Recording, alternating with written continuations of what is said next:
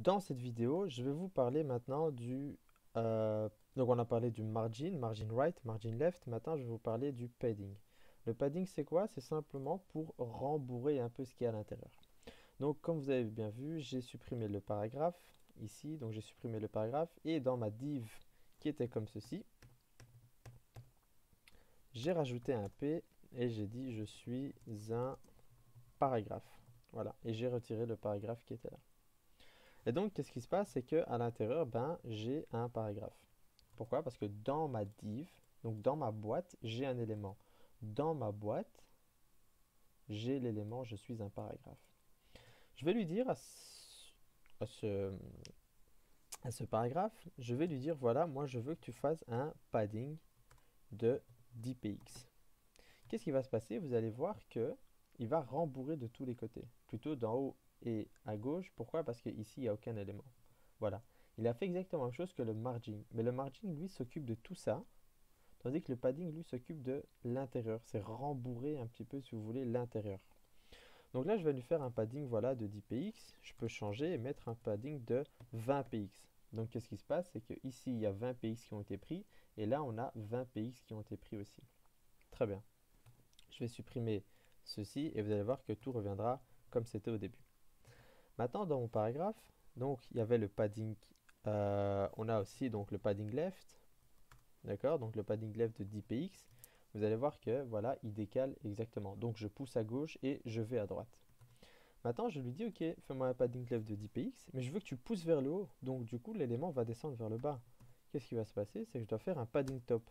Le top veut dire que je pousse vers le haut. Donc le top, c'est le haut. Et le padding top, c'est rembourre-moi vers le haut. Donc du coup, forcément, les éléments, en toute logique, vont descendre vers le bas. Si je lui dis, tu me le fais de 20 px, qu'est-ce qui va se passer? Ben, mon élément va descendre.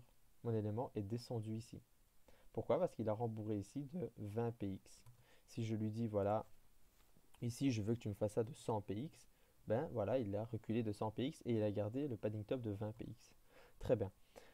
Maintenant, qu'est-ce qui va se passer? C'est que vu que mon élément est au-dessus, bah alors d'office, donc c'est-à-dire que d'office, je ne pourrais pas pousser vers le bas pour monter vers le haut. Alors à ce moment-là, lui-même va pas comprendre et va te dire, bah, tu as qu'à réduire ici, et tout simplement que mon élément va remonter. Mais le padding bottom, donc le padding bottom, lui, c'est quoi? C'est que le padding bottom va permettre de pousser vers le bas.